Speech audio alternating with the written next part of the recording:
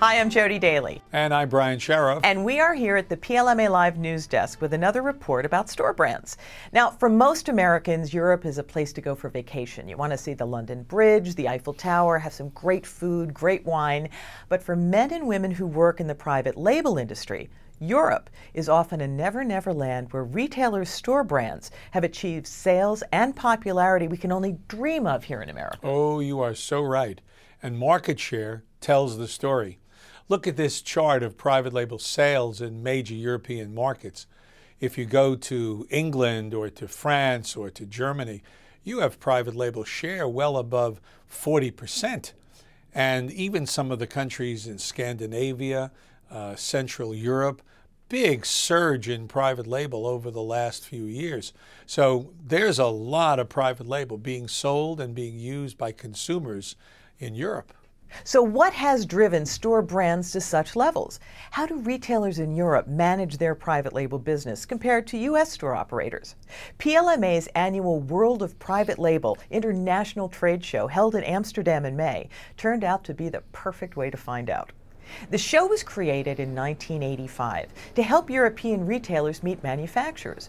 Well, at the time, suppliers were very secretive about their private label and generally didn't want to do private label for retailers in their own market where they also sold their brands. Today, the show presents exhibitors from more than 70 countries, with buyers coming in from all across Europe, North and South America, the Middle East, Asia, and Africa. Well, what is happening in Europe? We asked David Gray, retail analyst with Planet Retail in London, for his insight. Hello, David. Hi, Jodi. So let's start with the basics. How is private label doing in Europe? Generally speaking, private label is doing very well in Europe. In particular, it's growing more strongly in those markets in Central Eastern Europe. Well, what are retailers doing to drive private label sales? They're doing a lot of price promotions on own label products. And the point is that the retailer owns the in-store environment, and so the retailer can use the in-store environment to really drive sales of their private label products, use marketing communication in-store to drive sales of their private label products. But also retailers are being really more innovative in terms of new product development, developing lots of new product lines within private label. And even if we look at, say, Tesco, developing new tiers, so developing super premium own labels such as venture brands. Okay, well, what about shopper attitudes toward private label? How have they changed? Well, they've changed quite dramatically, actually. I think what we're really seeing is consumers really trust own label products. This is really down to the investment that's been made by the major international retailers into product quality, product origin, traceability, all these different aspects that make consumers more trusting of private label products, and even more recently doing things around customer endorsement. So Asda in the UK with its Chosen by You range, essentially getting the products taste tested and endorsed by customers and putting a stamp on the product. Similarly, Carrefour doing a similar thing with its Carrefour panel test. So really what we're seeing is own label becoming a very strong rival to the national brand. In your opinion, will private label continue to grow? Yes, definitely. I think that private label will definitely at a global level continue to grow, driven by a number of factors really, but primarily down to the further internationalisation. So in terms of international retailers growing their presence in emerging markets like India and China, where there's a lot of potential for growth of private label in those markets. Thank you, David. Now, to consumers in Europe, private label comes in many retailer brands. And we asked Michael Sansolo, who regularly covers the exhibit floor during the Chicago show, to find some of the leading product trends at the Amsterdam show. Here's his report. I'm here at the Amsterdam PLMA show, and there's so much excitement, there's so much to see. But as you try to pick out a single trend that sums it all up, you simply can't do it.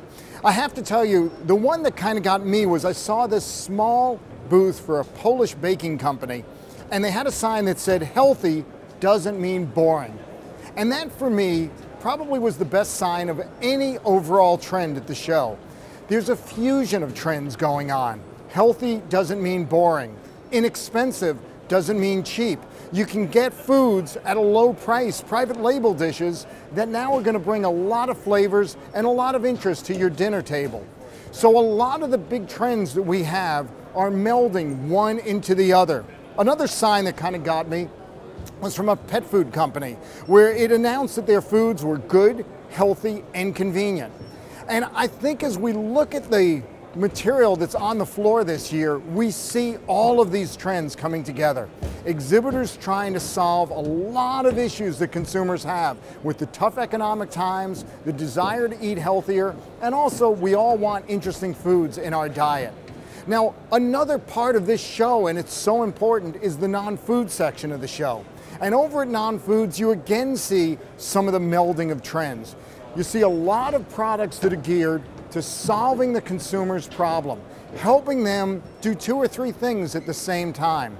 But I'll tell you, the theme that I saw over in non-foods that really gets to me is a heavy emphasis on the environment, on products being natural and organic, being green, fair trade, locally sourced, all of those issues coming into play. Now, obviously in Europe, those issues play a lot bigger with the consumer than they do back in the US. But we know in the day and age we live in, with Facebook, with Twitter, trends move very quickly from country to country.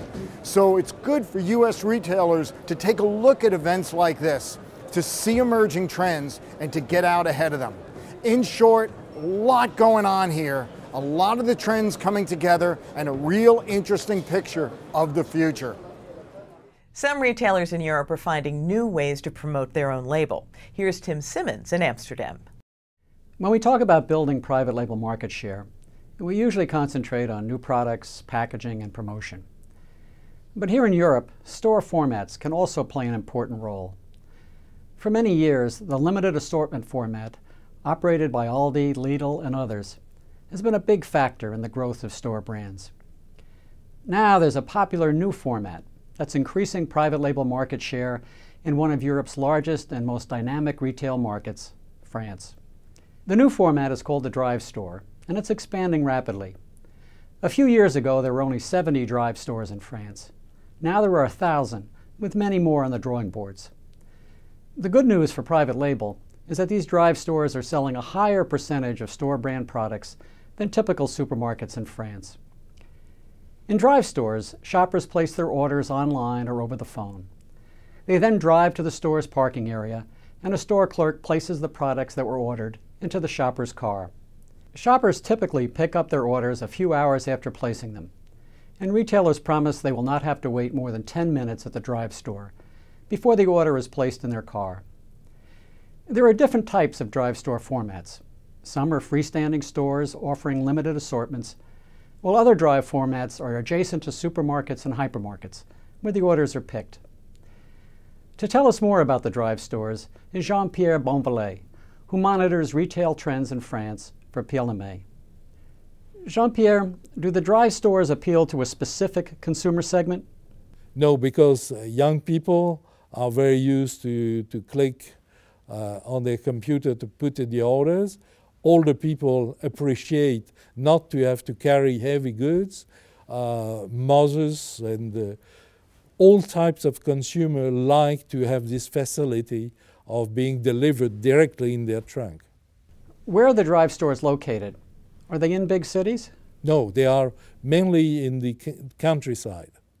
Because in big city, you can use a system of click and order and get either the delivery at your home, or you can walk to a shop which is next door. So it's much more in the areas where you have anywhere to drive with your car to approach a facility.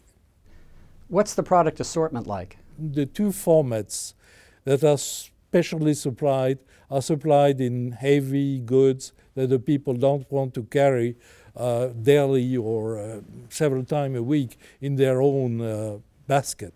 So it's mainly these type. They have 700, 800 SKUs. Whereas provided you do picking in the shop, the third type, you practically can order anything. How is the pricing? Equivalent to the classical store. They don't charge something more for that. It's a service. So drive stores have been good for private label? Yes, more than in the normal shops. Do traditional retailers in France see the drive store as a competitive threat? No, because it's the same companies. Okay. all the big retailers are trying to enter the competition. Some are more advanced than the others, started before, but all the others are trying to catch up. Thank you, Jean-Pierre. We'll keep monitoring the growth of the Drive format in France and see if some version of it eventually arrives in America. Well, the question, of course, is why Europeans have embraced private label to such a larger degree than Americans. Well, it's a good question. And there's only one way to answer it, and that's to ask those who are responsible for store brands in Europe. I put together a little panel, and here's what they had to say. Our panelists are Johan Neumann, General Manager of Axfoods in Sweden, Koen de Jong, author and director of IPLC Consultants in the Netherlands, and Cleona Lynch of Verdict Research in London. Koen, let me start with you. You've written several books on private label. You work with retailers and manufacturers. Why is private label so popular here in Europe? Well, I think there are quite a few reasons for that. Retailers throughout Europe have invested massively in very good and consistent quality of the products, but also in very attractive packaging material. So what's available now on the shelves within the most important retailers across Europe is good quality products, and that has resulted in a very high consumer acceptance. So those three elements, I think, are the most important reasons why private label market shares are so high in Europe. So I think another factor is the consolidation in the European market. So there's a few players with a lot of market share, there's a concentration, and those players have become well-known brands to consumers. So Tesco, for example, is trusted and well-known, so its own label is too. Yeah, and in addition to the consolidation, I also think it's because of the growth of more price-orientated retailers. We have definitely seen that. Cleona, how about the economy here in Europe? Has it been a catalyst for greater private label? Absolutely, and value ranges, the lower end of the spectrum in private label, have been a huge driver of growth for retailers.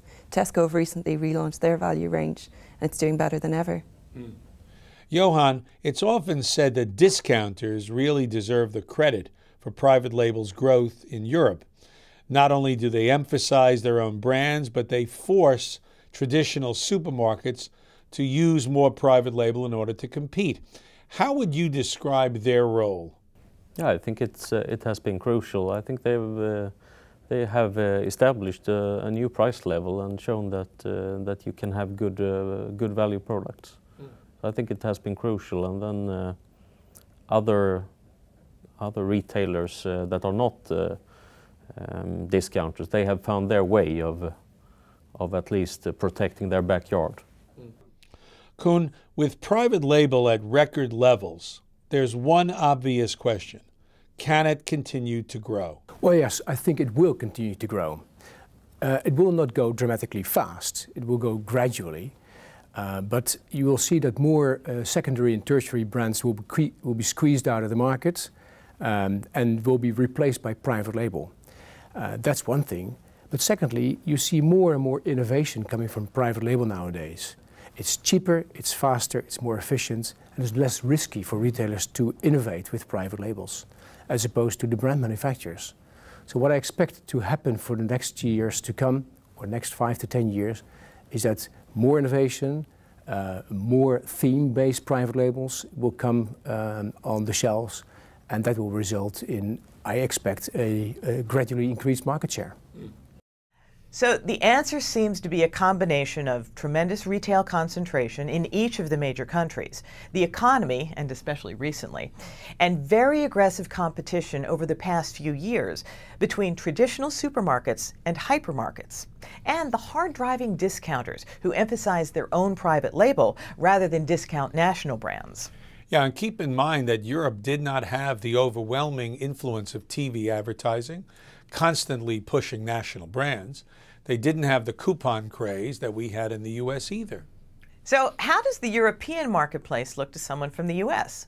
Phil Russo, publisher of Private Label magazine, has visited the PLMA show for more than 10 years. Hi, Jodi. Now, as someone who has watched store brands in the U.S. for many years, what do you see that's different when you visit an international show like the World of Private Label? I would say the biggest difference is the fact that a retailer could find a global group of suppliers under one roof. Essentially, a store brand retailer can shop the entire world of private label in 2 days' time. Also, suppliers have the same opportunity to meet retailers that are world-class retailers from around the world. So there's really no place else where someone can get as many opportunities to meet as wide a range of clients or prospective clients, and that's probably the biggest difference. Well, how are the products different? I'd say in two specific areas. One would be in terms of the variety of products. Given the fact that there's so many countries represented here, and each country brings its own unique taste and culture, you just see an enormous amount of products under one roof, aisle to aisle. The second thing would be focus on premium. I would say more than any other show I've been to, there's been a tremendous focus on the premium category, on innovation, on bringing sort of world-class products under store brand banners. So I would say mostly it's the variety and it is the premium that makes the biggest difference. Did you get a chance to talk to any of the retailers or manufacturers? Over the course of the show, I spoke to many retailers and suppliers, manufacturers, everyone related to the industry, and they all had a very impressive show.